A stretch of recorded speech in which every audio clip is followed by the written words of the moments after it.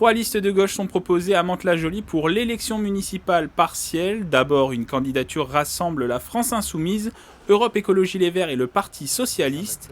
Une équipe de gauche menée par Guillaume Kevarec. Objectif, défendre un projet focalisé sur 3 priorités, la jeunesse, le commerce et l'emploi, puis le cadre de vie et l'environnement. Alors tout de suite on fait un audit sur les comptes de la ville parce que malheureusement on a un peu des doutes sur la sincérité des comptes et l'état des finances. On fait aussi un audit sur tous les programmes immobiliers parce qu'on en a marre, on ne veut pas que cette ville ressemble à quelque chose d'archi bétonisé, donc on travaille dessus.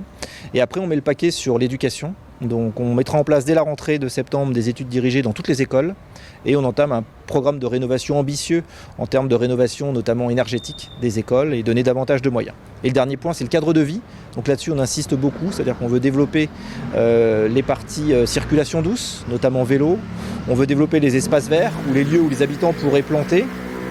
Et le dernier point pour nous qui est important, c'est de réassocier les habitants et les associations à la prise de décision. La gauche ne sera pas totalement unie, le communiste Marc Jamet repart pour un nouveau scrutin. Ce sera sa 10e participation à une élection.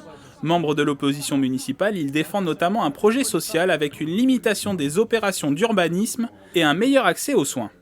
Là, sur les projets d'urbanisme, c'est dès le lendemain de mon élection en tant que maire, si les Montais le veulent, c'est de suspendre immédiatement toutes les opérations d'urbanisme qui sont en cours et de dire on n'est pas à 6 mois près et on va engager. Alors, il y a le référendum, mais au milieu, il y a d'abord la concertation. Et comment on fait pour concerter les gens, de les inviter à différentes choses et de monter des projets alternatifs.